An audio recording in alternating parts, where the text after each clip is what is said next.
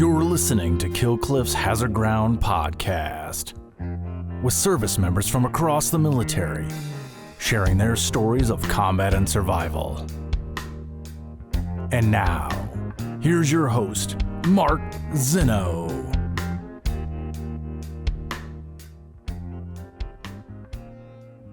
Welcome into the Hazard Ground podcast. As always, we appreciate you joining us each and every week. Before we get started with this week's episode with a former U.S. Army officer who is now running for Congress, we'll get to him in just a moment. But first, some of our normal reminders. Please follow us on all the social media sites, Facebook, Twitter, and Instagram at Hazard Ground Podcast. Please interact with us there. We'd love to hear from you guys, and I'll certainly take as much time as I can to reply to everybody who chooses to write us. So we'd love to hear some feedback from you guys. Speaking of feedback, please continue to give us Apple reviews. Leave us a 5-star rating. Doesn't have to be a lengthy review, but whatever the algorithm is that's out there in the podcast world, as we continue to grow, we'll climb up the Apple podcast charts with more reviews. So you guys have done a great job with that so far, but we need more. So again, doesn't have to be a lengthy review. Give us 5 stars. Tell us why you love the show. We certainly appreciate all of the support. Don't forget about our promotion with Amazon. You can go to our website, hazardground.com. Click on the Amazon button at the bottom of the homepage or under the sponsors tab. You do all your normal Amazon shopping because it'll redirect you right to Amazon. We'll get a percentage of what you guys spend, and then we donate a percentage of that back to some of the charities you've heard featured here on the show. And as well, it works with your smartphone. So it redirects you right to the app. And if you have your credit card information saved there, it's really easy and convenient for you to support veterans charities just by doing some Amazon shopping, but you have to go to hazardground.com first. Don't forget to subscribe to our YouTube channel where you can watch all of our Hazard Ground episodes as well. Hazardground.com, Hazardground, or search for Hazard Ground on YouTube, rather, not hazardground.com. That's our website, as if I don't know what I'm talking about here. And then finally, download the Kill Cliff TV app as well. You can get all of our episodes in video form on the Kill Cliff TV app. And don't forget to shop for all your Kill Cliff clean energy drinks, as they are a partner with us here on the Hazard Ground. Go to killcliff.com. I use their Ignite and their Recover. These are clean energy drinks, some of the best stuff on the market. It's better than all that other crap that's out there that's loaded with sugar and everything else. Founded by a former Navy SEAL, and a lot of their proceeds go to benefit the Navy SEAL Foundation. So again, killcliff.com. All right, on to this week's guest, who is a West Point graduate who spent over 30 years in the United States Army and a retired 06 colonel. He currently is running for Congress in the state of Wyoming to replace Liz Cheney in that seat. But he also is the State Guard Brigadier General for the state of California in the 40th Infantry Division. He has multiple deployments overseas, and he's here to tell his story. It is Denton Knapp joining us here on the Hazard Ground podcast. Denton, welcome, and thank you so much for being here. Thanks for having me, Mark, and hello to all the listeners out there. All right. 30 years. It's a long time. And once again, there's a lot of connectivity in the veteran space, as you and I met through mutual friends, and excited to tell your story. You know, I'll kind of start at the end instead of the beginning, because we always start at the beginning. But I got to tell you, man, getting into the political space right now seems like a fate that nobody wants to do. It is ugly. It is messy. It's a contact sport. And while I 100% believe we need more veterans in Congress, it's a tough business to get into these days. No, it is. And like, we've served, and we know what it means to be a servant, and going to this different world of politics is a definitely a new environment we haven't been in yet. I made a decision for one reason. I think that's what a lot of Americans are doing right now is we're fed up with what's going on at the national level, and want to see our country come back to where we once defended it, served it, and have a little respect around the world at the same time. You know, it's tough. And again, you go into it, and this is maybe my naivete, because I always have this affinity for running for office. It's something I always envision myself doing down the road. It's something I've talked to many people about. A lot of it is timing. A lot of it is, finances and being able to do it in a specific place at a specific time in a scenario that exists. All that aside, you go into it. And I think a lot of people do this, whether they're former military or not, but they go into it with this idea and this idealism that they're going to inject a set of values into the political process that nobody has done before. Nobody's stuck to any set of values, right? Because votes can be bought and sold. They're traded for favors. That's all politics is. It's bartering and prioritizing. And I'll give you this if you give me that. And all of a sudden, values go out the window, because if you don't get reelected, guess what? All you got left is your values, which doesn't help anything. So quickly values go out the door, and you find yourself in a position where you have eschewed Army values, personal values, moral code, whatever it may be, for doing things that will help you get to your next election. And that sort of is the nature of the beast. And it's an incredibly tough cycle to break. I just think people go into it clean and come out very dirty. It's like coal mining. You can't wash it off. That's interesting. My wife said the same thing. She goes, do you sure you want to do this? Politics is dirty. I said, well, I'm not. And she goes, well, don't be, Yeah. And she happens to be a coal miner's daughter. But yeah, that's why they say good people don't get into politics, because the culture is not necessarily what we grew up in the military for any of us. And, maintaining your values, your ethic, and what you stand for while you're in there is very important. And that's why I'm not looking forward to a second term. I'm saying give me 2 years to fix what I can within my ability, within my beliefs. And, I've done my part in serving. And that's really what I'm interested in. And it is interesting. And part of the reason why I think military folks, and we are going to go back to the beginning for you here in a minute. It's just an interesting conversation. Part of the reason why I think military folks are better equipped for politics more than anything, because guess what? Every 2 to 3 years, you know what we're doing? We're changing jobs anyway, right? We don't want to stay in the same job more than 2 years. Please, it's at 2 years, we're like, please get me the hell out of here. Like I need to. It's a campaign, right? It's a campaign. We know how to build and execute campaigns. Yep.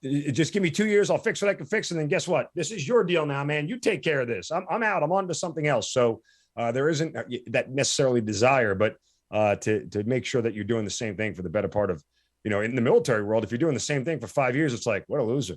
Like, you're failing. Nobody's come to get you to do something else yet. You're failing. So there's that. Yep. One thing I found is that, we're still creating understanding with society about what a veteran is, and what the military is. There's less than 7% in the United States are veterans, and Wyoming's at 11.4% actually. So we got a lot of veterans running around here, especially for the least populous state. But creating that understanding of who we are and what we believe in, I think is very important. And that's why, I want to see a lot more veterans going into political office or service of some sort, whether it's at the local, county, or state level or national. Yep. And I get a lot of people ask me, you came out of the military after 30 years and spent 5 years helping veterans. Why now? Why don't you run for the city council or, the mayor or, county commissioner or something? I said, there's no time. I said, the things that need to be fixed right now with the country, whether it's open borders or our current interaction on the international relations realm, or, our debt, the inflation rate, anything that's going on right now that just happened in the past year. I believe I've got the capabilities, the expertise, and the experience to change that. And as a rookie, I'll go on the floor for any of those committees or on the House and speak my mind. And, I'm never ran from a fight, and I wouldn't run from this one. All right, well, let's go back to where your fight started at West Point. Is that someplace you knew you wanted to go? How did you end up there? It is. So actually, the fight started a lot earlier. I'm the oldest of 5 kids in Gillette, Wyoming, which is the third largest city in the state at about 30,000 people. State's only got 500,000 in the whole state. So, one representative slot at the national level is all. But my mom, my dad was a veteran, actually, in the Air Force after high school for 5 years. And went to Japan, met my mom, and brought her back. My mom's half Japanese, half Thai. So, I understand what it means to be an immigrant. I watched my mom go through her process and become a nationalized citizen. And I have great respect for her raising 5 kids in Wyoming after doing that. So that really geared me towards service and looking at what America was about. Like most kids out there, did scouts and, helped with the church and did things in school, sports, football, and track, and really geared me towards a life of service, I believe, and how I grew up. So I always did want to go to a military academy, and I applied to all of them. And actually, Dick Cheney, Malcolm Wallop, and Alan Simpson were the senators representative that actually gave me the opportunity to go to West Point. And that was in 1983. Did you get into all 3? I got accepted to West Point, U.S. Military Academy, Naval Academy, Air Force Academy, and Coast Guard Academy, and made a decision to go to West Point. Oh, okay. Well, I was going to see if anybody turned you down. What was the? Well, go ahead. The old red-green color vision deficiency, of 1/3 all males. Navy and Coast Guard were happy about that, but the Army was glad to welcome me in. So, yeah, I mean, was it something about the Army in particular you loved, or West Point that you loved? And what was kind of the deciding factor between all of them when you had so many great options? Like any kid, I wanted to fly. So the Air Force Academies, as I said, yeah, you can come, but you can't fly. Um, I looked hard at the military academies. A lot was not known by high school guidance counselors. Yeah. In fact, one that I had actually tried to convince me to not go and to go to university. But yeah, I would say that West Point's history and its legacy, the only military academy, actually, it's U.S. military academy, and what it means to lead. So you look at some of the other branches, a lot of them are technological focused, machines, jets, ships, whatever. To actually be in a small unit and able to lead people and influence them is something that I found very valuable. And as I went on through the 4 years there, it became more so. When do you get commissioned? What year?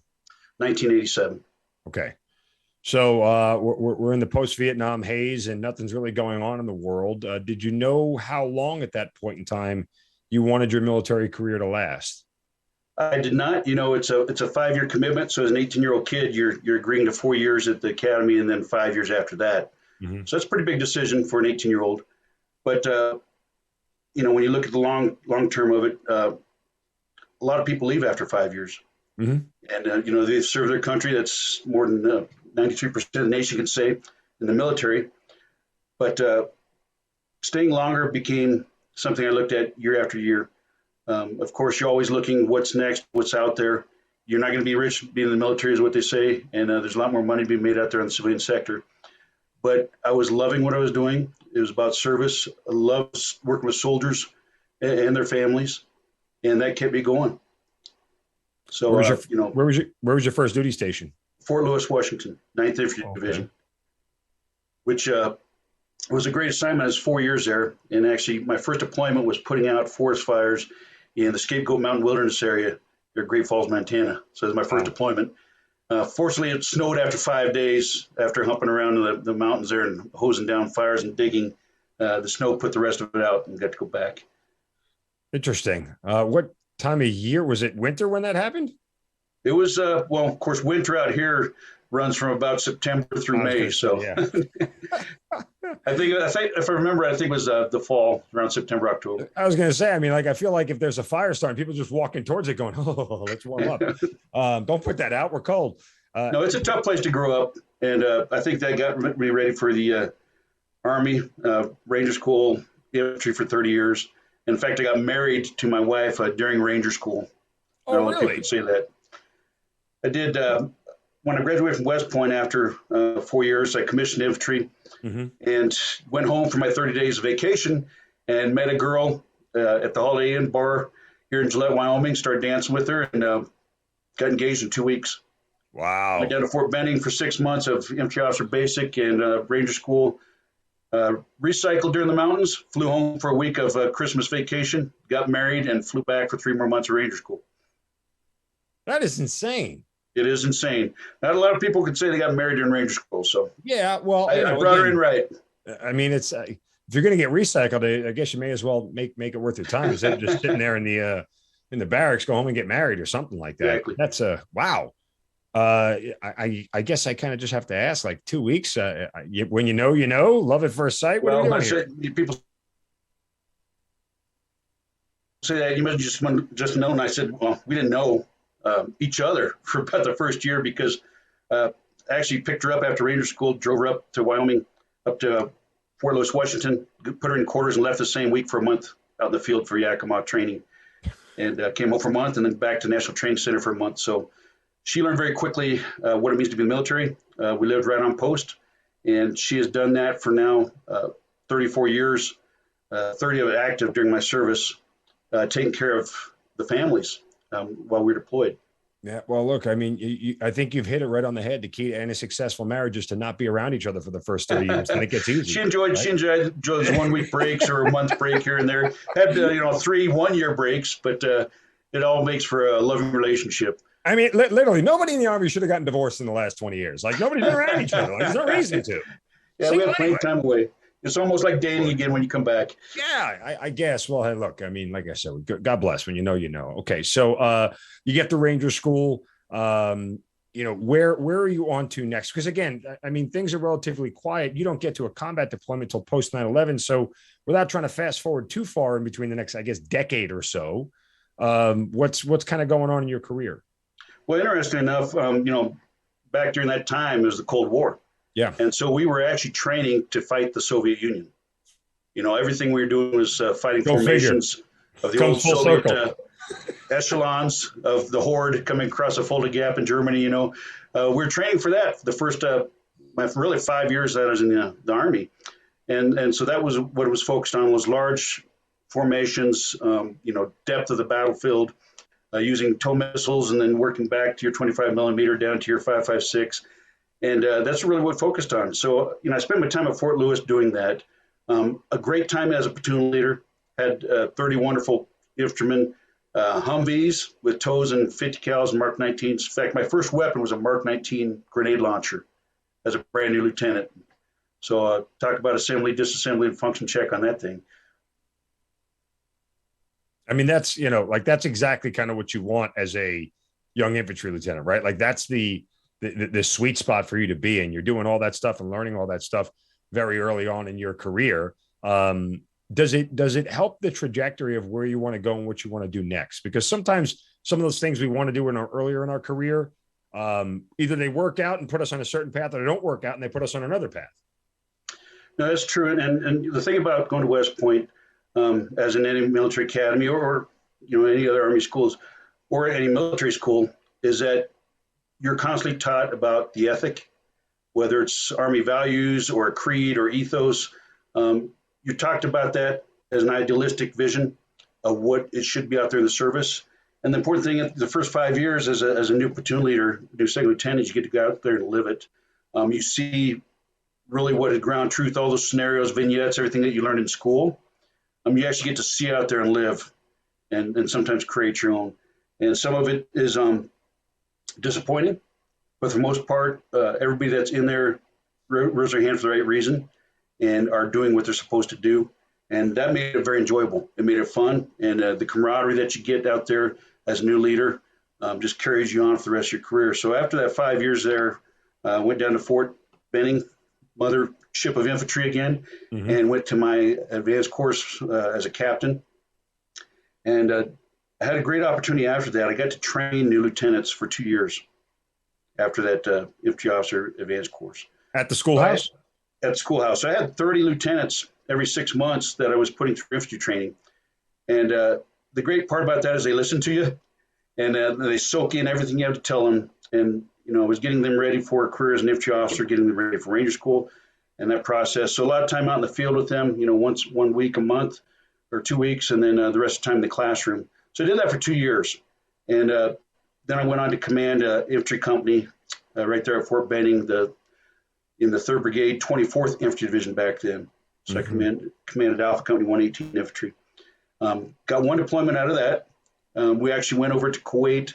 At this time, Desert Storm had already happened. Yeah. And I was in 9th Infantry Division at Fort Lewis, Washington. Didn't get to go to Desert Storm. We were downsizing to a brigade. And so I told my wife it's like being a refrigerator repairman and never getting to work on a fridge. Be careful what you ask for. So I deployed as a captain for about a month. It was when Saddam Hussein was bringing his forces back down to the Kuwaiti border. And we did the first ever draw off the pre-positioned ships. So all the Bradleys and tanks and everything else that was on there stored floating around the world. We were the first ones to pull it off, fit it, and execute it out to the border. And Saddam eventually pulled back, so a good deterrence there. And we got to rearrange everything into task forces and put them back on the ships. So that was a great experience for a young captain. You get the early quintessential hurry up and wait kind of deployment there. That it was 30 days and made it back in time for Thanksgiving. There you go. I remember the Secretary of the Army actually came to talk to us on Thanksgiving Day. Yeah, well, been there, done that, got the T-shirt. Know the feeling, right? I went to Kuwait and all I got was a stupid T-shirt kind of deal. Yeah, so after that, took off. I went to Fort Irwin, California, beautiful Mojave Desert, 30 miles north of Barstow. And for 2 years, I got to serve as an observer controller trainer for mech battalions, mech companies. It's kind of odd that you've had two big training positions this early in your career. It was, and I've had a pretty diverse career, both on the operational side and then also on the training side. I think that's benefited me as far as a sound understanding of doctrine and where we're going as far as acquisitions, training as a big force, and then also being able to execute on the ground. So a lot of people try to shy away from the training realm, especially if you're out doing infantry things. Nobody wants to go to basic training to do that thing. I actually command a basic training battalion also, as well as a line battalion in Iraq. So good variety. No, to say the least. Again, I mean, I get why people shy away from training, positions. I understand it. It's not exciting. It gets mundane. It's, it's like, hey, I want to be trained, not like be the trainer kind of deal. I want to get better and all those things. But I mean, I still remember several things that I was told as a second lieutenant during OBC by my TAC captains. There were lessons I took with me throughout my entire career, and I've repeated them, hundreds of times over throughout every command position I've ever been in. And so I think those positions are extremely vital. And the people who do those jobs well, really, I don't think they bother to understand the profound impact that they can have with just a short conversation with somebody that sticks with them for the rest of their career. Well, it really does. And, an example, I say veterans need to tell their stories because we don't. It's a quiet professional force. We do our mission, we go on to the next one. But unless we tell our stories, the next generation doesn't learn from us, nor does society learn what we're about and what we do. And, for the first time in a long time, the Army hasn't made its recruiting goal. And so you start looking back to when we were kids, you really start thinking about what you want to be, who you want to be in elementary school. A lot of recruiters are focused on the high school kids. It's almost too late by then. And we're competing with the same people that want them for colleges, universities, and corporations. Right. But to start that early and talk to kids about it being a profession and something they can do for a lifetime, or to get them started on a good footing for life, because of what you learn in that short time, whether it's a 3-year enlistment or you stay 30 years. Yeah, that's incredible. So where are you on 9/11? So 9/11, I was actually in the motor pool. It was a Monday, working motor stables down on the Bradley fighting vehicles. I was the XO. At Fort Benning? This was at Fort Stewart, Georgia. Okay. I spent a lot of time in Georgia. I spent 12 years in Georgia. 5 at Benning, 7 at Stewart. Not a bad place. No, I've made it comfortable here. When guys say, I'm from the division, I say, what, 3rd Infantry Division? They mean the 82nd, of course. But the Marne team there is a huge family. Still, when I see guys, we sing Dogface Soldier together. And it really is. But I was down in the motor pool. I was a major. At that time, I was the XO then. And we immediately put guards on the gates, sent all our soldiers out there and started looking at deployments to some of the stands that we might have to go up, set up for in a preparation for what was going to come. And so I remember it vividly. I had to go tell my battalion commander, hey, sir, did you see what happened on TV? And he hadn't. And we went in and watched that together, and things started coming. Within the next year, I was deployed to Kuwait for 6 months and then did the initial invasion in Iraq in 2003. Okay, so that was my next question. Were you part of the initial invasion? Because 3ID really was the spearhead of that whole thing. We were. So, I was 6 months out in the desert doing the best training I've ever done in my life. Really? David Perkins, who's retired 4-star, was the brigade commander at that time. And Steph Twitty was my battalion commander. Both those guys retired as 4-star and 3-star. But we trained live fire nonstop for 6 months at the brigade level. And so when we went out in the desert and we crossed over March 19th and 20th, and then entered Baghdad on April 7th, it was surreal how you do train to fight and win. And our training helped us do that. First time I was in combat, first time I lost soldiers. And I think the training and that repetition, that teamwork, that camaraderie that we built during that time was vastly important. That's I really saw the training world tying into operational at that time.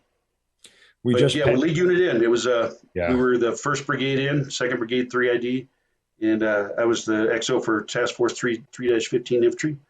And you talk about the Thunder Runs and Objective Larry, Curly, and Mo. I was on Objective Curly with a great Command Sergeant Major Bob Gallagher and a lot of good people there. Interesting. I'm wondering, about kind of the lead up to the actual invasion. What you're talking, I mean, look, as we record this, we're 19 years past all of this happening, right? We're coming up next year, will be the 20-year anniversary of the invasion of Iraq for us. And when you're getting set for all this and you're sort of hearing the plans unfold, you're a seasoned field grade at this point in time. Is there anything about it that's clicking in your head that's going, this may be biting off more than we can chew, or this doesn't seem to make sense, or like, is it just, hey, let's go, let's kill them all, let God sort them out?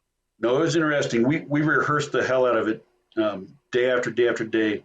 We had a terrain model, the size of a football field that we'd walk on with all the task force practicing everything as far as our checkpoints. And we just started really getting fielding out there in Kuwait of the Blue Force Tracker, FBCB2, I think it was called back then. But we had one specialist that was in our battalion that had actually hid out when we were getting ready to deploy. And I think we gave him an Article 15 prior to that. But he was the only one that had the capability to put the graphics into that thing. And so, he shined during the war came out, and we were able to follow those graphics all the way up. So you basically got a computer screen in front of you that shows where each vehicle's at, each unit, and where the reported enemy is as you're tracking forward. So I kept on looking at that thing. It took 21 days to get up there after we crossed the border, and I kept on thinking, where's everybody else? I see the Marines moving up on our right flank, and then 30th Division was going up the left flank. And as we got closer to Baghdad, I started looking at where all the other units were, and they're sitting down in the operating bases down in Kuwait. So, we had the 101st down there, and Marines are doing different things. But I thought, we're going in a city of, 5 million people, and we're a brigade combat team. Yeah, nothing like having, just 10% of the enemy that you're facing. Numbers are not in your favor. Yeah, and I remember the intel really didn't either. We lived through one of the biggest sandstorms ever on the way up, and I still remember just seeing orange for 3 days, and not being able to see 5 feet in front of you. Thinking you're on Mars, for crying out loud. It just put us at a standstill. Yep. We had to stop and just go to ground for a little bit. I hit one of those. I remember we were about to roll out on a mission. We drove from our compound in Iraq to the Flying Man right there at the airport. We guys, we got to bag this. This is ridiculous. Just turn around, go back. We're not doing this right now. This only ends badly for everybody involved. So those sandstorms are pretty vicious. But again, I still struggle to understand, and only because my combat experience is limited to small unit, right? Like small team tactics, and so I've never operated on the scale where there's echelons, right? Where there's a whole flank to the right and a whole flank. I mean, I'm just leading convoys, right? So I got 12 vehicles tops I got to worry about. In the big picture, it's relatively small. For me, sometimes to process that whole thing is incredibly tough because there's so many moving pieces and there's so many moving parts. And at some point, I feel like, the risk seems to outweigh the reward. And maybe this is just me in my older age, knowing what loss feels like and what it is and everything else. I mean, I'm sure when I was younger, full of piss and vinegar and all that, it was a lot easier to hear those things and go, no, we're going to get this. We got this right. You're almost delusional about how easy it's going to be, or at least how simple it is when it's really not. And I go through this long-winded explanation to ask you, did you talk with your folks about the idea of loss prior to the invasion and what you guys were truly up against? We did, and it was heavy on our minds. The night before we attacked up in the city of Baghdad, I remember a blown out building, no roof on it, and it's dark, and we're there giving the battalion operations order to enter into Baghdad. And it was almost like World War II scene, we're all sitting there looking at each other, and we had very little intel of what was going to go in, what was on the way in, and then also was at the city.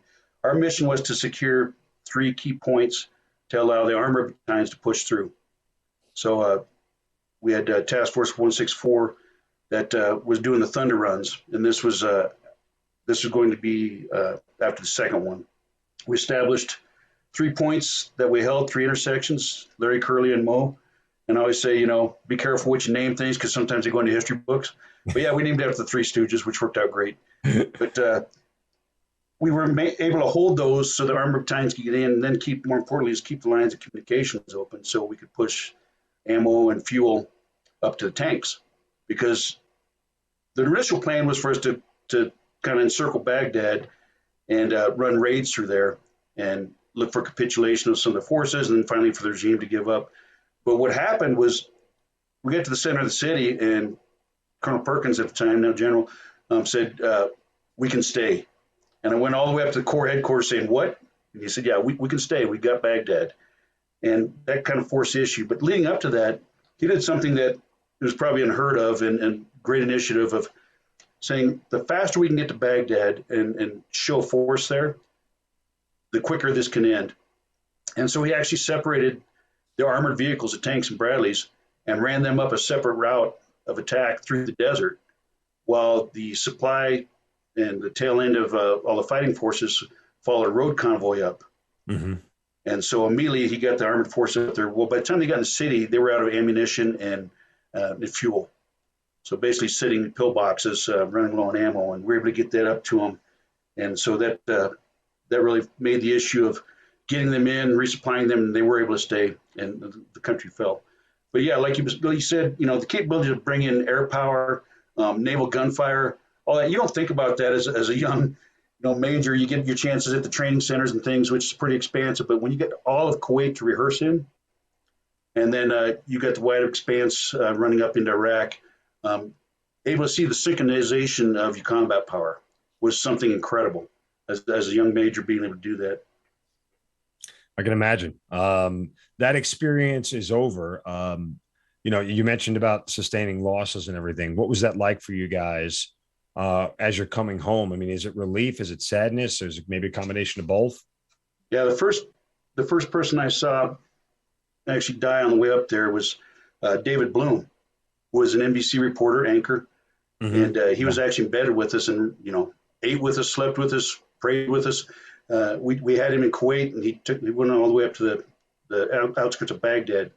On April 6, 2003, the day before we went into the city, we were doing an operations order briefing, and one of the medics ran over to me and said, David Bloom's down. I said, what do you mean? He said, he's unconscious. We're trying to get him back right now. And he actually died that day of a deep vein thrombosis in his leg that he'd known about, that condition, and riding 21 days in an armored vehicle probably didn't help that. Yeah. But his dream of going into Baghdad and televising live, because he'd broadcast the whole way. In fact, he came up on me one day, asked when last time I talked to my wife. I told him it's been about 20 days or so. He handed me his sat phone, and I got to talk to my wife. But an incredible human being. In fact, when he died, his family flew a group of our wives from Fort Stewart, Georgia, up to the funeral in New York City at St. Patrick's Cathedral. Wow. Put him up in the front row with the family, and said this was his last family he had before he passed. That's incredible. So wow, that was David Bloom. The next day, we lost Tony Stever, staff sergeant, mechanic. He'd actually got hit on the run up to our objectives. And then also our scout platoon sergeant, who is John Marshall, sergeant first class. So both those guys were killed via RPG fire. And we got into Baghdad. We actually occupied the Ba'ath Party headquarters right across the street from Al Jasud Palace there. Mm-hmm. And we were doing a memorial service for him. And that's the first time I'd seen the inverted rifle with the boots, the dog tags, had David Bloom's press vest and his helmet. So for 3 of them, and we didn't have any music. And I told my battalion commander, I got him a harmonica. He goes, no, you can't. I said, yeah, I can play taps. So I played taps on that. Chaplain held a megaphone up to me, and we did the service. And ironically, my wife was in the kitchen back at Fort Stewart, Georgia, and actually heard the music and came on. I was on TV playing harmonica.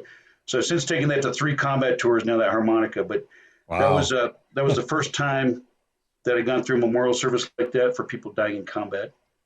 And fortunately, that's all we lost out of a task force of, over 800 people. What did that do to you? Well, the first of all, the fight on objective Curly was 8 hours long. 360, they were dug in, so we were fighting. And I actually had friendly fire, 25 millimeter, go through my vehicle that I was sitting in. So depleted uranium rounds coming through. Some of the best placed fire was some friendly fire that we had as we were trying to move further into the city and bring another battalion up. So receiving enemy RPGs and their fire along with some friendly fire, I didn't think I was going to make it out there that day. And I prayed hard. I said, God, just get me through this, get me home to my family. And I remember laying there with 2 headsets, talked to battalion brigade, and thought, well, if I lay on the floor of the 577 command vehicle, if rounds go through this, I'm less likely to get hit. Right. So I kept calling for indirect fires and reporting on our situation as we were fighting through that. Had a lot of guys get hit then, had a lot of heroics. We had, it was interesting, on Objective Curly, I had the battalion talk along with a Bradley platoon, and then the mechanics, the mortars, the medics, everything that you'd bring along to the tail end. And then we actually all got in the fight then.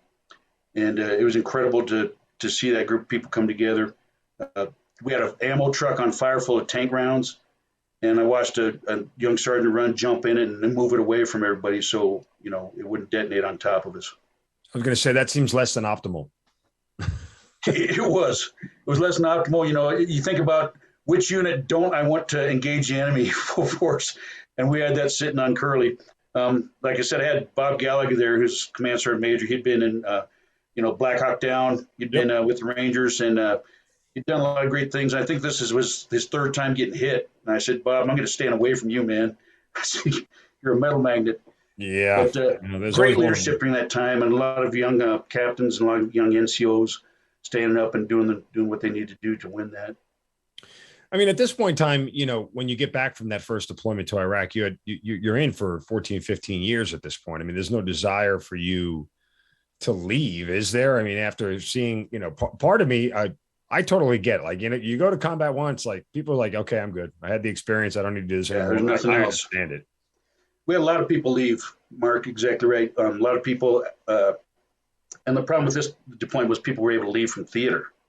So they actually did changes of command for, battalion commanders and up. They actually did early outs for people. And I saw a lot of young officers leave. Some of the NCOs also left. And it was a terrible hit because that continuity that we had in theater while we were still fighting was disappearing. So we had new leaders come in and taking over right there in combat.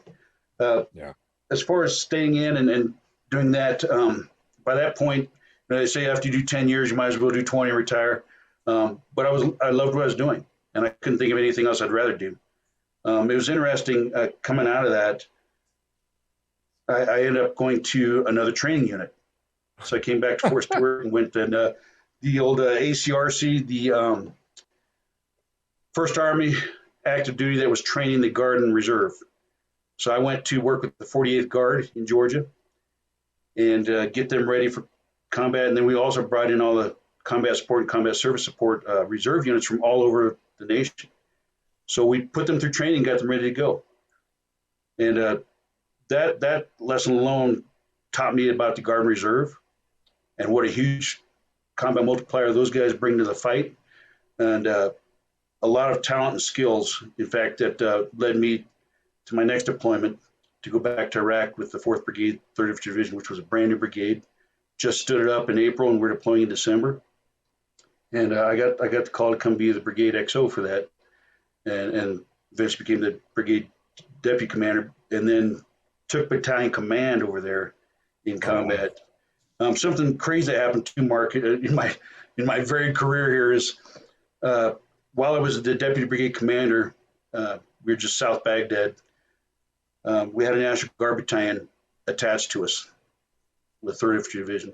We didn't meet those guys till we hit Kuwait. And, for everybody out there, most of the time you'll link up in the training centers, so you at least get training periods with that unit. Right. Build that cohesiveness. But we didn't get those guys till Kuwait. And they had probably our deadliest sector down in southern Baghdad in the Dora area. And the battalion commander ended up getting relieved, bottom line. The National Guard Battalion Commander. Of the National Guard. Okay. He didn't really have control of his element and kind of out of his realm. We put in an active duty brigade DCO from the sister brigade, Bill Wood, and he was blown up by an IED within a month. And so they said, Knapp, you're next. So I actually took command of a National Guard Air Assault Battalion in Iraq, really after doing a lot of investigations and living with them on Fob Falcon for 6 months prior to that. But again, a unique experience taking command of that in a rough area. A lot of air assault missions. Was on a helicopter almost every other day or on the ground patrolling. And that was a tough year. We lost over 50 in the brigade that year. Oh, wow. And 18 out of that battalion. And most of it during that time was the heavy IEDs, 5 stack buried. What year was this for you second? This was 2005 to 2006. That's when I was there. Yep. So, it was the election, right? And we're focused heavily on getting the ballots out. And did you get your purple finger picture? Did you get your purple finger? Yep, purple finger. And I actually had Geraldo in my back seat for 4 days. Oh, really? And trying to keep him from going too far into the election areas where we weren't supposed to be. And enjoyed that time with a great unit. We came back and, ironically, I was going to fly back with that battalion to California. And we flew down to Fort Bliss to bring everybody back in and get all the awards done and all the things I had to do for equipment and get them back to California. And I was prepared to fly with my wife back there, but they turned me down. Because at the time, the leadership said, we don't want an active duty guy bringing the Guard Battalion back to Schwarzenegger. And my wife said, you know what? This is one Army, one fight. If it was the other way around, all hell would break loose. And I saw then the animosity between the different components of Active Guard Reserve, and some of that perpetuated. And, I was really upset. I took those guys through combat. I lived with them for a year. And yet, as their commander, they made me change command at Fort Bliss. They flew somebody in, and we did it right there. And they went back by themselves, and I went back to Fort Stewart. Wow, that's I'd be ticked too. It was eye opening, and that served me again. I spent the time training the Guard in Georgia, and I got to command a Guard battalion, and later on I got to go work with the Guard. So that understanding, I think, helped me. And as I went on to some more senior positions, my last 10 years in the Army, even more so. I went from Fort Stewart after that. I lost my son in May, actually July. We got back in January 2006, just after losing 50 guys. In May, I got orders to go to Fort Leonard, Missouri, to command a basic training battalion. And my son had graduated college, actually graduated high school, was going to college at night, working during the day, and he wanted to stay. He was 20 years old. So this is the first time our family of 2 boys that we're going to leave one behind. And he was set on that. I had a girlfriend of 2 years, so we put him in an apartment, gave him my truck keys, and said goodbye. And 30 days later, he was dead. Brandon died of suicide, shot himself, fight with his girlfriend, drinking, all the variables that they usually put together for suicide were there, and we didn't get a chance to say goodbye. My wife talked to him that morning. He's golfing, having a good time. So after that, that was 2 weeks into my battalion command.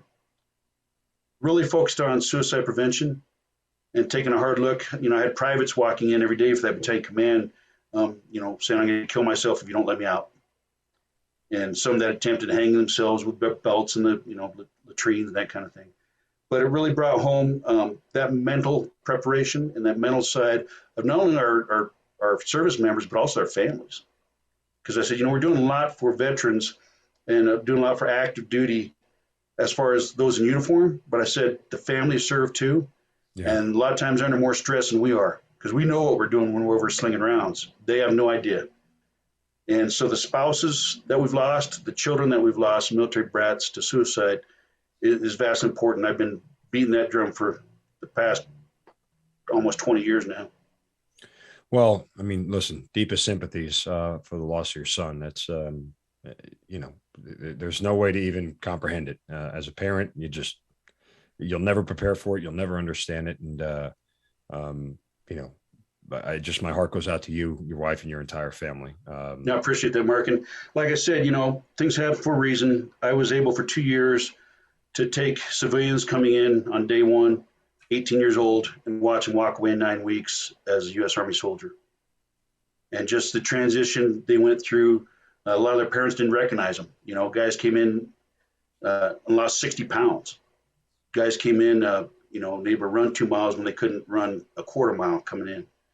So just watching that transition and be able to talk to them about combat experience and about why we serve, what that means, and then, using my own son's experience who was about the same age as those guys were, to talk about life.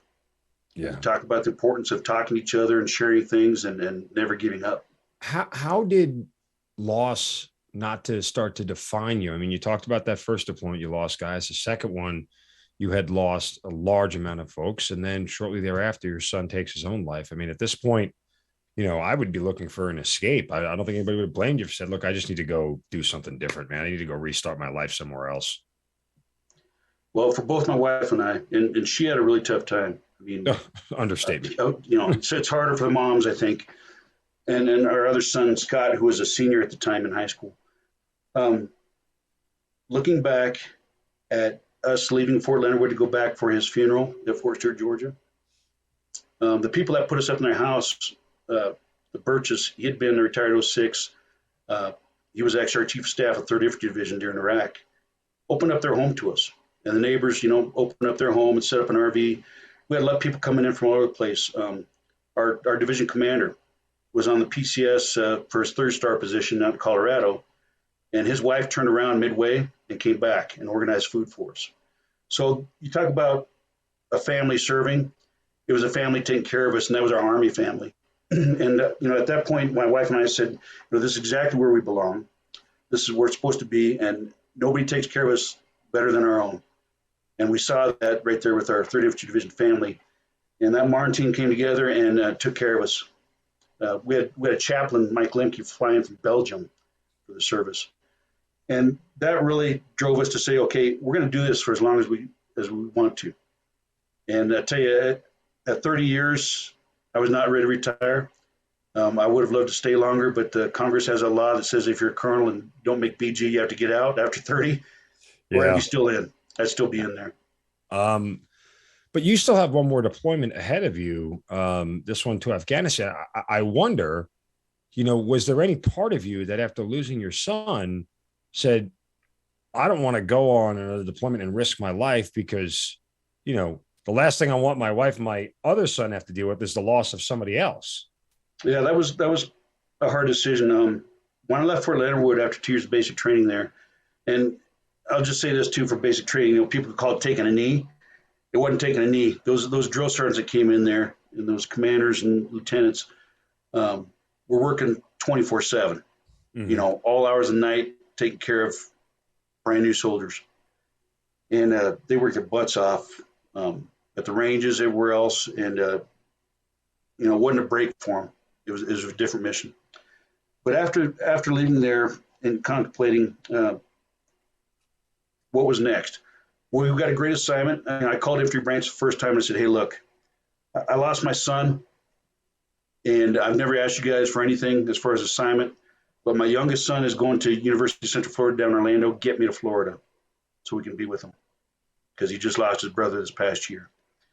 So they said, okay, we got to slide down to Special Ops Command down in Tampa, Infantry Lieutenant Colonel. I said, okay, perfect, I'll take it.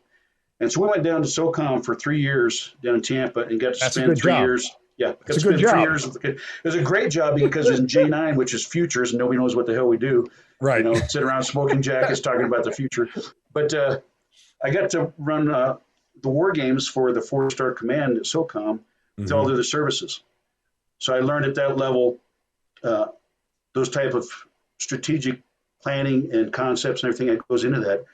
And then I got a chance to write special operations concepts for the next 2 years and go brief those at the Pentagon.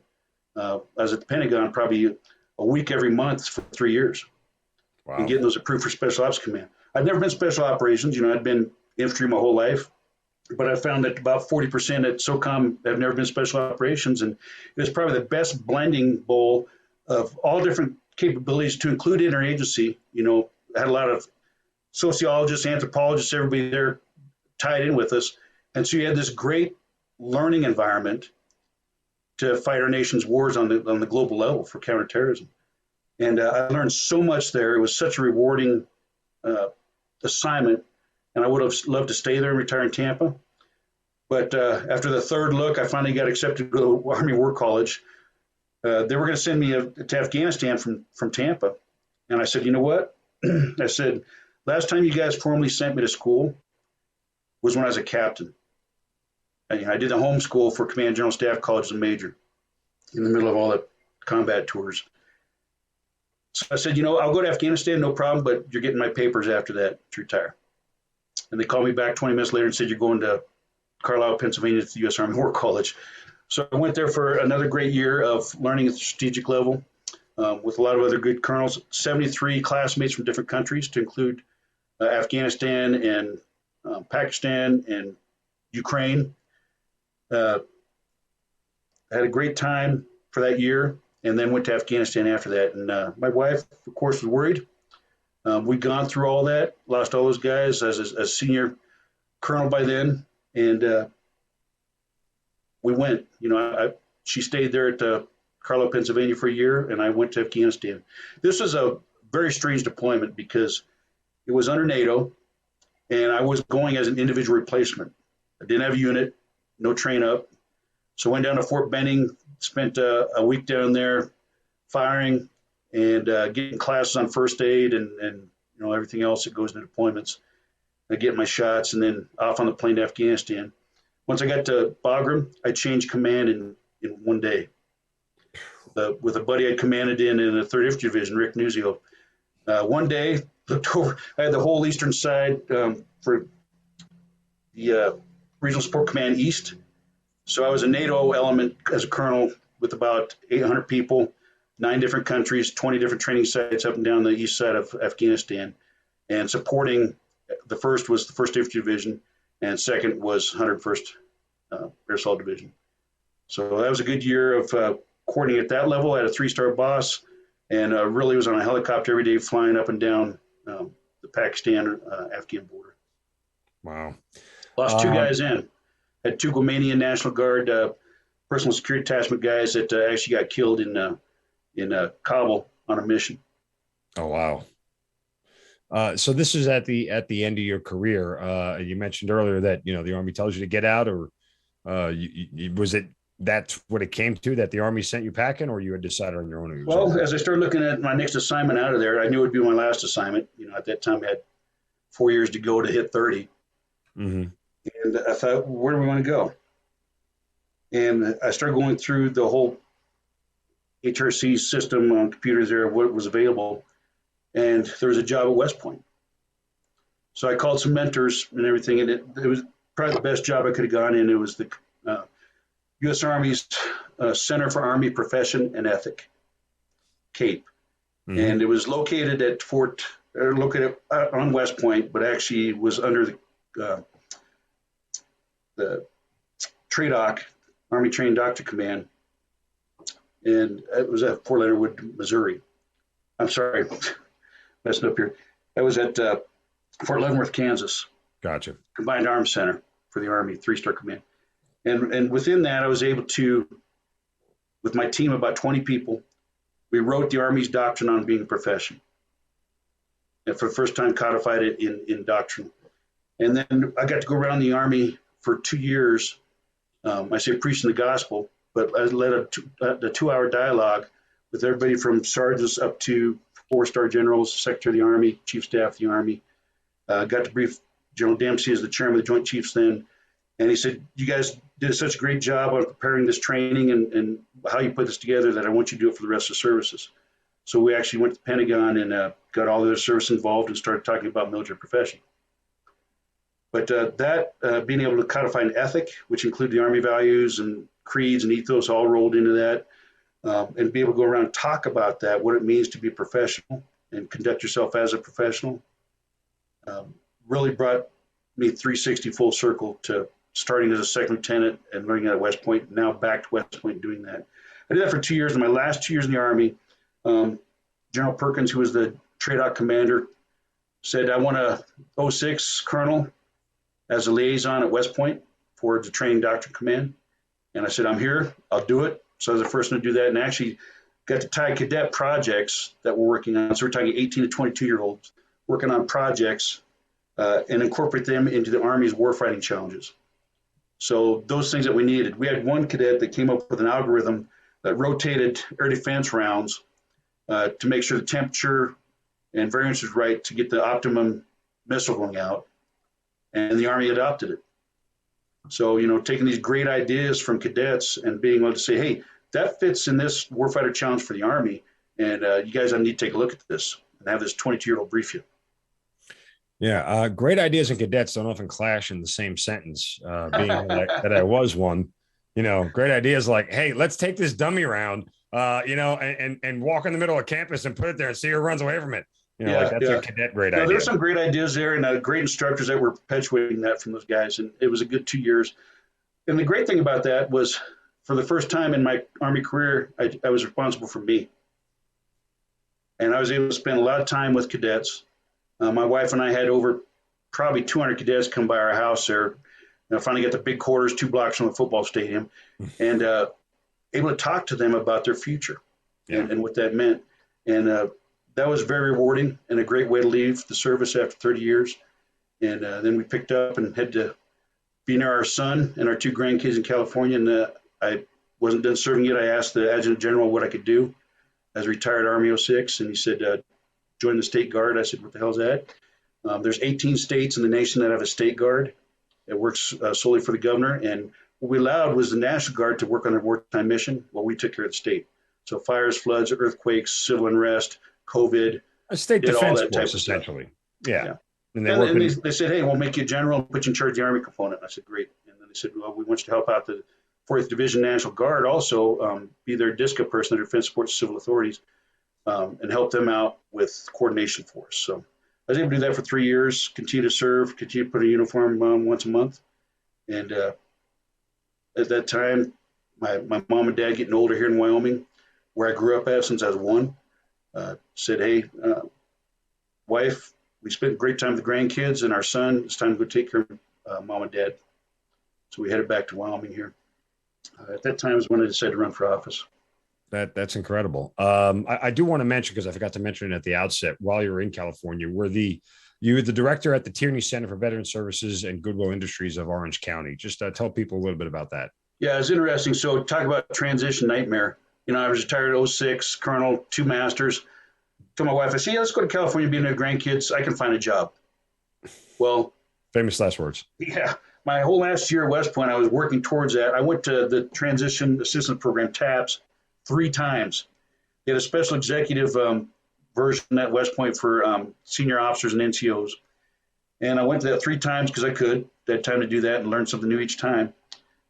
Great confidence I was going to get a great job, work for some corporation and finally make some money and be out there. I couldn't find a job for 8 months. So on California's economy, being unemployed and living off my retirement and disability was tough for 8 months. And I did something, my kid left me 6 months of my GI Bill after he went and got his undergrad and master's. So I said, okay, I want to use that to pay rent. So I was actually able to go to Irvine Community College, go Lasers, and use that 6 months doing business classes, real estate, and guitar. And was able to pay rent. Still couldn't find a job. I took a contract job for 4 months over in Abu Dhabi, working with a lot of people I'd worked for in 3rd Infantry Division and helping the UAE come up with their 10-year strategic plan for modernization of their forces and what they needed to be our partner in the region. Great experience learning that too, working with UAE. And then came back and was hired by Goodwill of Orange County. Never thought I'd work for a nonprofit in my life. and a great mission they have in getting employment for those that have barriers to work, which include veterans. And I say, well, we don't necessarily have a physical or mental barrier to work. Ours is cultural. And, you know, I never had to write a resume or interview really for a job in 30 years. So being able to help veterans, and there were 130,000 in that county alone, being able to help veterans find employment, get them trained up, do mock interviews with Boeing and Disney and Northrop Grumman, and helping with food and housing and a lot of things in that community just was immense.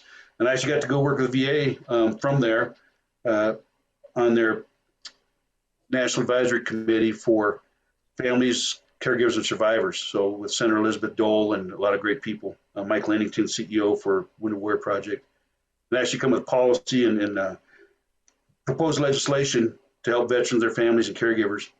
And I played a big part in suicide prevention in that too. So it all came to fruition. You know, 30 years I was still able to serve for 5 more. And when I came here to Wyoming, my brother, who's a state legislator, said, "You need to run for Congress." He goes, "People aren't happy with the incumbent, Liz Cheney, right now. And I think you could get elected, and I think you could do a great job." So back in May 2021, became a resident back here in Wyoming, my home state, and started that process of campaigning. Campaigning. Let's talk. You know, there's not an Army guy out there who's afraid of the work, right? You're not afraid of pounding pavement. That doesn't bother you. The work part. What you're at a strategic and actual disadvantage is, you know, the disposable income it takes to run for office, comparatively speaking, to those who have been doing this a long time and have deeper coffers and everything else. So knowing that was the challenge, how do you approach it? Yeah. So, you know, first part is putting together a team, which I was building the plane in flight.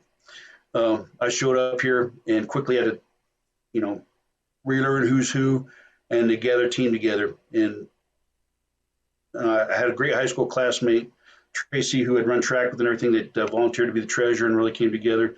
Had friends volunteer for campaign manager and all that. But, you know, it's tough putting together a concrete team, especially for the PR side. And they say, you know, you got to have money, you got to be independently wealthy to run for office, because that's what you're doing is you're running for office, you're not working at the same time. This was the first time I hadn't worked, really, besides my 8 months there in California, where I decided to go to college again. It was the first time, and you know, trying to figure out how to make ends meet with a new move and not working, with driving all over the 9th largest state area-wise in the United States, 23 counties. You know, it's about 15 hours across east to west, and it's about 6 or 7 hours north to south. With snow probably 9 months out of the year. It's tough to campaign here. And so is to say money, you know, helps. Well, the incumbent Liz Cheney's got over $7 million right now. Of course, a lot of people aren't happy with 6 January and the way she went with her personal values and things that she felt was necessary, which was actually contradictory to most of Wyoming's. And then the endorsed candidate, Harriet Hageman, who former President Trump endorsed over a year ago. And that's an interesting story, how all that took place, and I'm learning a lot. But Wyoming is one of those places that it's door to door. It's about relationships. It's about shaking hands. It's about talking to people about what you stand for, what you believe in, and name recognition, of course. So that's something I'm doing. I'm driving to 23 counties, going to every event I can, talking to people. And everybody I've talked to said, "Hey, we're glad you didn't drop out when Harriet got endorsed. We're glad you stayed in. You're in for the right reasons. We like what you believe." But it's funny, when people don't know you well, they make up a lot of things, and rumors fly. And I've learned social media, especially Facebook, and that is it's like walking through a minefield sometimes. Mm-hmm. What's something that was made up about you that you know you found totally outlandish, or would you be willing to share? Well, Liz Cheney funded my my trip from California back to Wyoming to split the vote to ensure that she wins. That was one good rumor. You know, another one is I always get, "Well, you ain't from around here." I'm like, "Really? You want to meet my first grade teacher?" You know, I grew up here, 118, and of course, I don't get to choose where I'm at in the active Army. They tell you where to go, but I carried my Wyoming driver's license and voted in Wyoming absentee. And I'll put that against anybody's record here. I said, "Well, how long have you been here?" "Well, 4 years." I said, "Well, I guess you are from here then." So it's just, you know, I grew up 4th generation, great-granddad, Dent Floyd, who I'm named after, Dent, homesteaded out here, and my dad, my grandpa, all of them grew up here. And a lot of people know me, but there's a lot of transition that take place for Wyoming. There's a lot of people moving in from different areas, and you know, I am. And there's a misconception about what it means to be in the service. I had one guy say, well, I like Knapp, but, you can't make decisions on his own because he was in the military for 30 years. It's like I stayed in formation, wait for SARS to tell me what to do for 30 years, So just creating that understanding of what it means to serve at that level and the different things I did in DC or, with the interagency or the Pentagon, NATO, UN, Special Ops Command, explain to people, hey, I've got that experience and that expertise. I've been doing that, for 30 years of leadership. They said, what makes you different from anybody else? I said, well, we're all pro-life, we're all pro-gun, we're all pro-constitution, individual rights, state rights, limited federal government. I said, we all believe pretty much the same platforms. I said, the difference is leadership experience. And I said, so as a brand new rookie, I could come into those, any of those committees or on the House floor and speak my mind. And we live to influence and negotiate and everything else that we have to do in the Army. So it's Wyoming's political structure is a little bit different for the listeners out there. Wyoming only has one representative. We've got 500,000 people. So that one representative is almost like the two senators who serve 6 years each. It's a huge piece of Wyoming representation.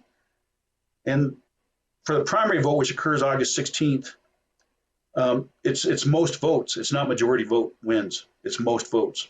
So the fear is that if there's too many candidates running on the Republican ticket, that the incumbent Liz Cheney will be able to stay in office. She'll get enough most votes to win if we split it all up. So everybody's saying, well, when are you going to drop out? I said, well, when's Harriet going to drop out? So I can beat Liz. It's one of those things where I said, Wyoming gets a choice.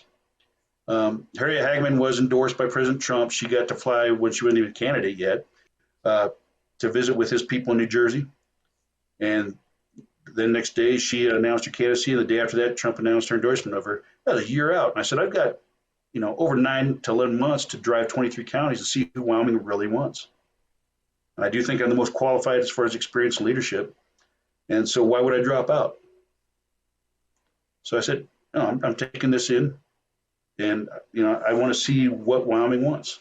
There's been no debates yet. There's been no, statewide polls.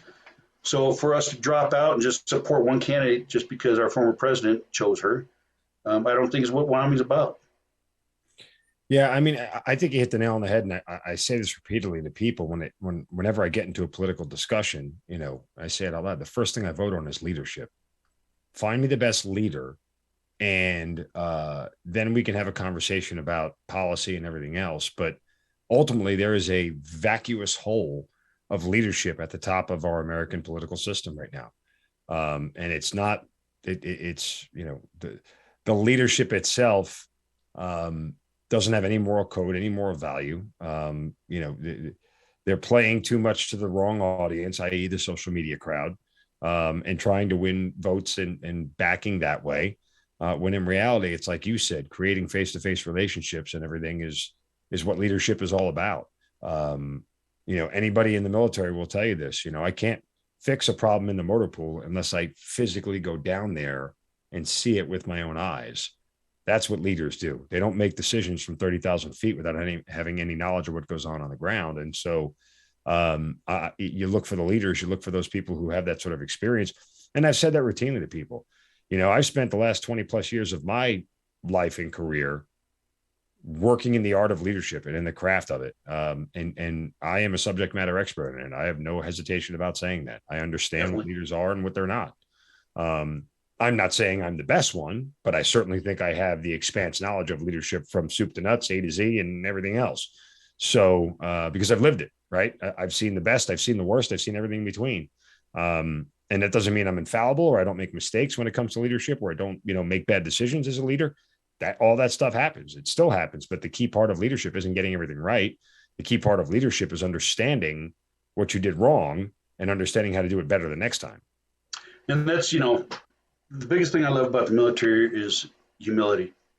Yeah. Politicians live a life of hubris, out there, and that's what it's about. But we come from a life of humility. And that's part of our detriment as veterans is we don't talk about our story, what we did. So I love what you're doing right now on the podcast and putting this out, Mark, because it's what we need. I'm telling veterans everywhere I go, first of all, tell your story. whatever part of it. But your story talks about trust. It talks about service. It talks about ethic. And that's what America needs to hear. They need to understand who we are and what we do as 7% of the population. And the influence at 93% to gain understanding helps veterans get better health care. It helps veterans get better jobs. It helps their families, helps the mental health counseling. It does all that because people hear us and see us. So, we did a major campaign while I was working with Goodwill of Orange County. We called it Ask the Questions. And there's 2 questions that you ask anybody you sit next to on a plane, walk by at a store, filling your gas next to them is, hey, did you serve? Did you serve in the military? I stopped asking, are you a veteran? Because a lot of people say, no, I was just in the Guard, or no, I didn't deploy, or, I was only in 2 years, or no, you're still a veteran. So I started asking, did you serve in the military? And they'll say, yeah, I did this and this. Okay. Do you have family? And then that leads to, what do you need? Oh, we need nothing. We're good. No, really, what do you need? And if they don't need anything, can they help other veterans?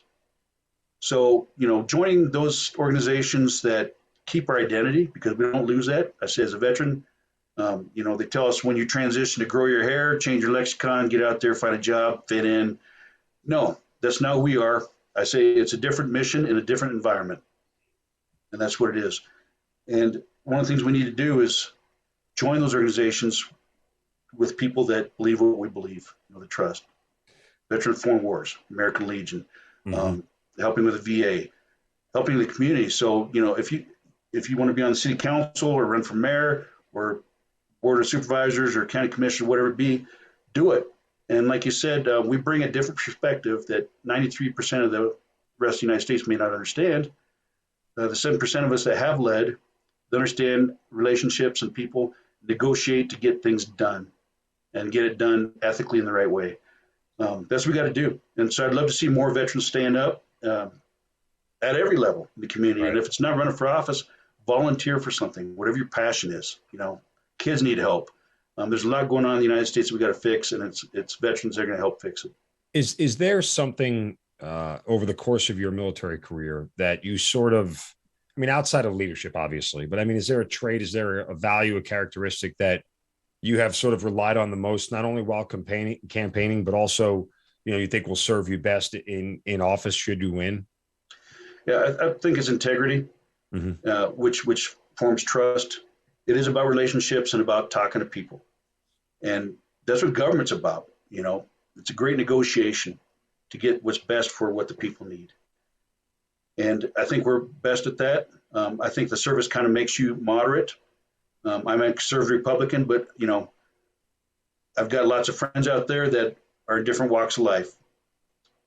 And to be able to get along with everybody and to not worry about race, not worry about, political affiliation, and see people as people and work together for the good of our country, that's what it's about. And I think integrity lets people see inside of you. It lets them understand what you're about and believe what you say. And I think because of that, it gains trust, and that's what we need in the country. A lot of people lost trust with our government and with each other for all intents and means. So a lot of diversity to the negative side of people not tolerating each other's beliefs. And our First Amendment and everything else said, hey, I can see what I believe, and you don't have to beat the hell out of me for it, because you got your own opinion, and I got to respect that too. And I think that's one thing that the military has taught us is that integrity and respect for each other and that humility that goes along with it. Where can people go to donate and help out if they want to support? Yeah, so interesting. I said Liz got 7 million, Harriet's got over $1 million, and I said I'm driving to 23 counties asking for $150. But I've raised about just a little over 20 grand, and all of it's gone to marketing materials and radio spots, that type of thing. But I made it very easy. It's DentonKnapp.com. Okay. Yeah, Denton Knapp, and it's KNAPP. DentonKnapp.com. And there's a link on there to Win Red. Go straight to the donation site, so it's easy. Got some videos on there. You can learn more about me, and email and phone that you can contact and ask questions. So thank you. Well, look, I hope you'll share more of your story on your website with people and help push this out there, because it is a great tool to learn about you and sharing your military story and what you're about and everything else. And, I again, heartfelt loss for your son and to your entire family. I missed that in my notes. I'm not going to lie. So I was not prepared for it, but that part of your story, it's the old adage, doesn't kill you, it makes you stronger. Right. And there is part of you every day that takes your son with you and lives for him, and he lives through you. And I wish you continued success with all that. I wish you the greatest success in your run for office. I hope you get it. Like I said repeatedly, we need more veterans in office, period. It just needs to be we don't need all of us, but we just need a better representation of people who bring those values that we hold so dear, that guide us in the right direction more often than not. It doesn't mean veterans are perfect or they never make mistakes. It just, we generally all live by the same, code and value system that benefits us more than not. So I hope it works out the best for you. I appreciate it, Mark. And that's exactly it. I think more than anything else is love for country. We all raised our hand and said we'd give our life if we need to. And our families all understood that. So it's that love for country, my love for my home state, and I just want to make everything good for our next generations. I got 2 grandkids, I'm worried about what world they're going to grow up in. So I appreciate that. And Mark, you're doing exactly what you need to do. As a veteran running this podcast and giving veterans opportunity to tell their story is what we need. And so thanks. I'll refer some guys to you. Absolutely. I genuinely appreciate it. And I do have to ask real quick, and we touched on this before we started recording, but one final little anecdote. Since Yellowstone is all about Wyoming, are people from Wyoming upset that it's not like, what are we learning in Yellowstone that's not really true about Wyoming? A lot of people are moving here. And for a small state of 500,000 where you got to be tough, 20 below wind chill on a daily basis, you got to want to live here. Yeah. And to stay. And so I think a lot of people that are coming in from different areas, Washington, Idaho, California, Oregon are learning that the winners come with living here in this freedom. And it's a great state to be from. Cowboy state, and first state to let women vote, and first state to have a female governor, and all kinds of things that are first out here for this place. But Yellowstone, it's the number 1 tourist place. It even was during COVID. A lot of people are coming through there. And I just sat through a briefing about electronic vehicles and charging stations. Oh, wow. Get them out here in Wyoming so that people can come visit Yellowstone from different places that have a lot of electronic cars. Tourism is our second largest revenue for the state. And it's a great place to see everything. First National Park, First National Monument, all kinds of things to do here. Love it. And of course, the people are absolutely wonderful. And the people that are moving here are generally moving here for the right reasons. They want freedom. And there's no state tax here, income tax. There's just great living community. And if you can survive the winters and come out here with your ideas and your opinions, live your life, but don't force them on other people, we'll welcome you with open arms. It's a great state to be free. All right. Well, again, wishing you the best of luck. Denton Knapp, thanks for being part of the Hazard Ground. I appreciate it, Mark. Thank you very much. You've been listening to Killcliff's Hazard Ground podcast, hosted by Mark Zeno. If you have an interesting story to tell and you'd like to be on the show, send us an email at producer@hazardground.com. And if you like the show, don't forget to subscribe, rate, and review on Apple Podcasts. Thanks for listening. We'll see you next time.